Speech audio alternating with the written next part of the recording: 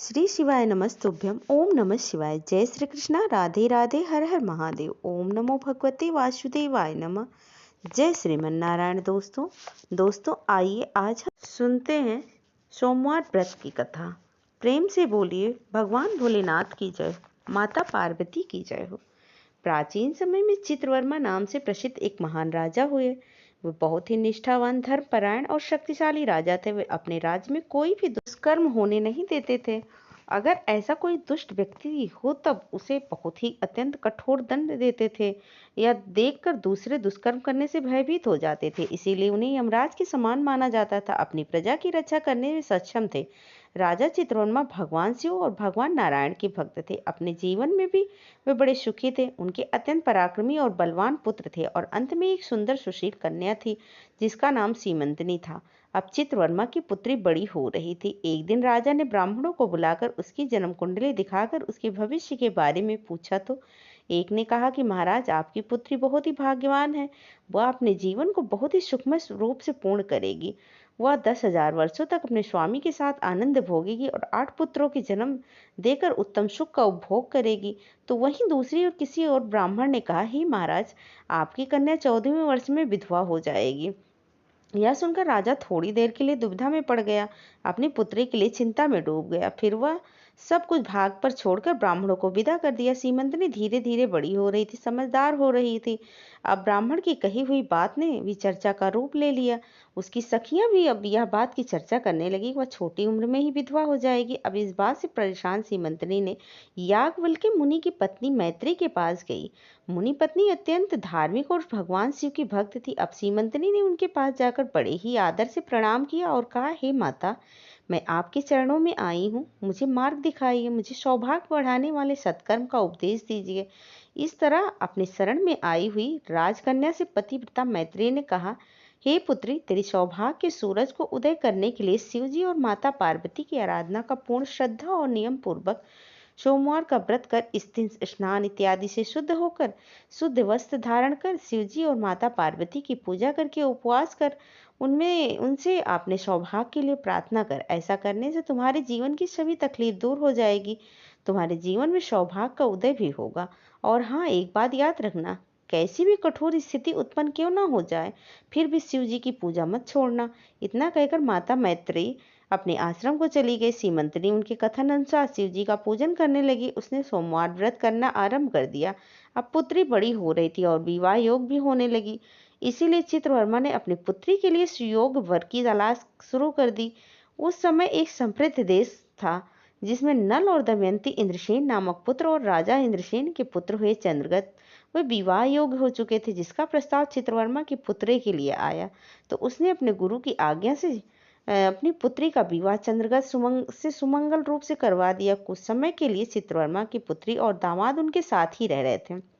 अब एक दिन चंद्रगत अपने मित्रों के साथ यमुना तट पर विचरण करने के लिए गए और अचानक यमुना की लहरें तेज होने लगी। इस तूफानी लहरों में उनकी नाव डूबने लगी। नदी के दोनों तटों पर भारी हाहाकार मच गया। सभी ने उस नाव में बैठे हुए राजकुमार और उनके मित्रों को बचाने की बहुत कोशिश की, लेकिन जो भाग्य में लिखा उसे कौन टाल सकता है। देखते ही देखते यमुना नदी के उछलते पानी में ही नाव में बैठे सभी लोग डूब गए। इस दुर्घटना को देखकर चारों ओर शोक का वातावरण फैल गया। उनके विलाप से आकाश मंडल गूंज रहा था और समाचार सुनकर राजा चित्रवर्मा और उनकी पुत्री के सिर पर तो मानो आसमान ही टूट पड़ा हो। जैसे तैसे दौड़ते हुए चित्रवर्मा यमुना के किनारे आते आते मूर्छित होकर धरती पर ही गिर पड़े और राजकुमार के पिता की हालत भी कुछ ऐसी ही हो गई थी। दोनों परिवारों पर दुखों का पहाड़ टूट पड़ा। चारों ओर दुख के सागर में डूब गए थे। लेकिन भाग का लिखा कौन मिटा सकता है। यह समझते हुए नगर के बड़े बूढ़े ने चित्रवर्मा को नगर में वापस लेकर आ गए। चित्रवर्मा ने अपनी पुत्री को भी धीरज बंधाई और यही शिक्षा दी कि उसके भाग का लिखा कोई नहीं मिटा सकता। चित्रवर्मा ने भी अपने परिवार के सदस्य और बंधुओं के साथ अपने दामाद की अंतिम क्रिया पूरी की। पतिव्रता सीमंतनी ने अपने पति के पीछे सती होने का भी विचार किया, लेकिन उसके पिता ने स्नेहवश उसे रोक लिया। अब सीमंतनी एक विधवा का जीवन व्यतीत करने लगी।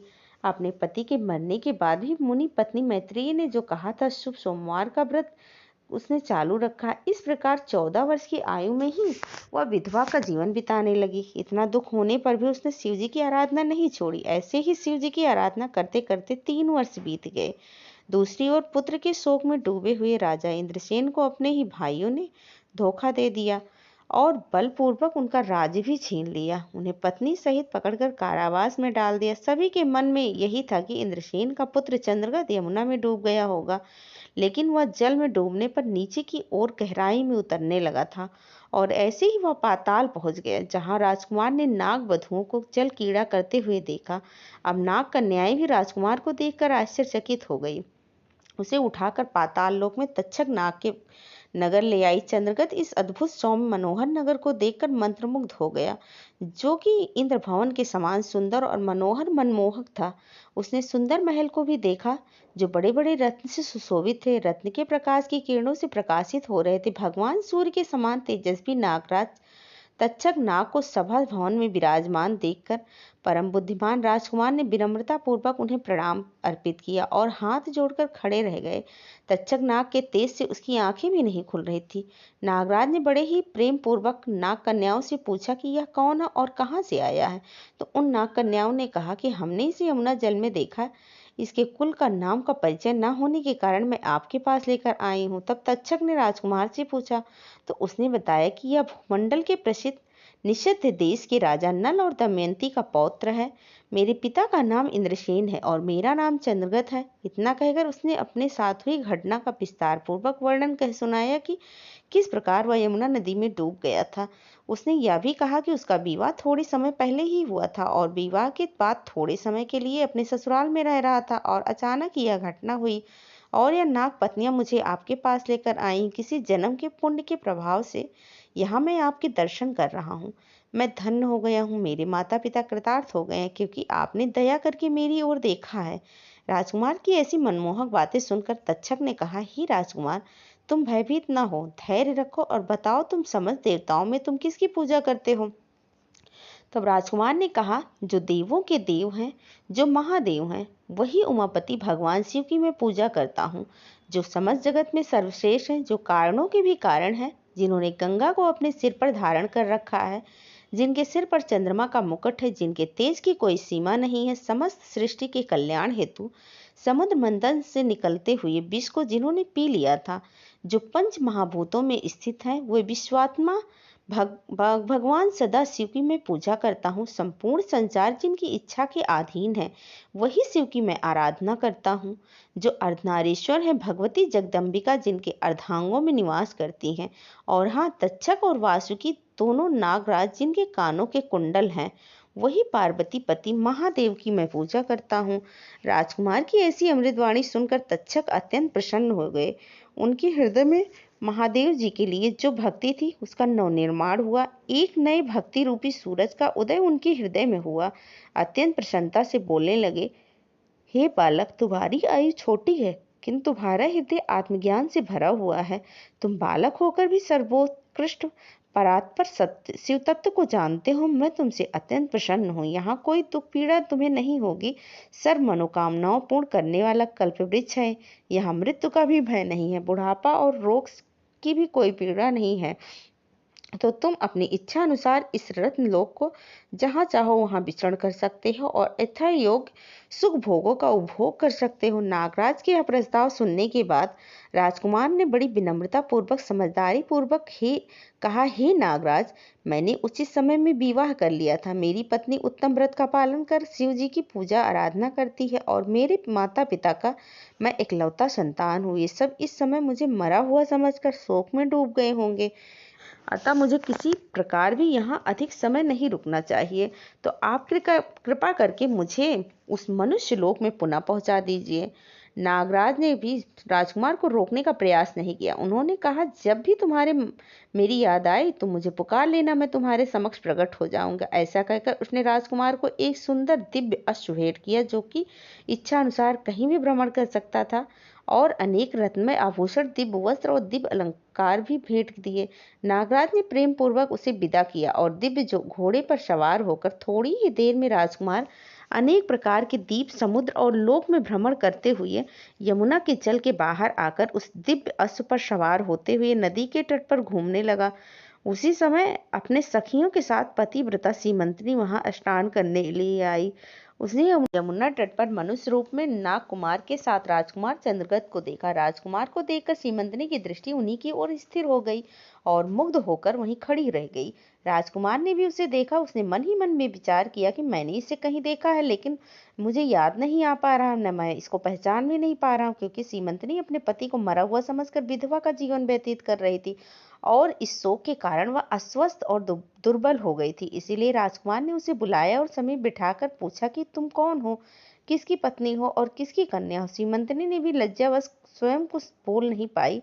तब उसकी सखियों ने सारी बात बताई। वह राजा चित्रवर्मा की पुत्री सीमंतनी है। उसके पति चंद्रगत की दुर्भाग्यवश यमुना में डूबने से मृत्यु हो गई है और उसके शोक के कारण ही उसकी ऐसी दुर्दशा हुई है। इतना दुख होते हुए भी उसने अपने सोमवार व्रत का नहीं छोड़ा। उसके व्रत के कारण वह यहाँ स्नान करने के लिए आई। इतना सब होने पर भी वह निर्मल और शुद्ध हृदय से प्रत्येक सोमवार को भक्ति पूर्वक माता पार्वती सहित महादेव की पूजा आराधना करती है। और इतना ही नहीं, उसके ससुराल में भी महाराज और उनकी पत्नी को उनके ही भाइयों ने कारावास में डाल दिया। यह सब कुछ सुनकर राजकुमार भी व्याकुल हो गया। अपनी पत्नी और माता पिता की दुर्दशा सुनकर विचलित होने लगा। अब सीमंतनी ने राजकुमार को उनके हाव भाव, अंग चिन्ह, स्वर आदि लक्षणों से पहचान लिया था, किंतु उसे लगा कि यह भ्रम है।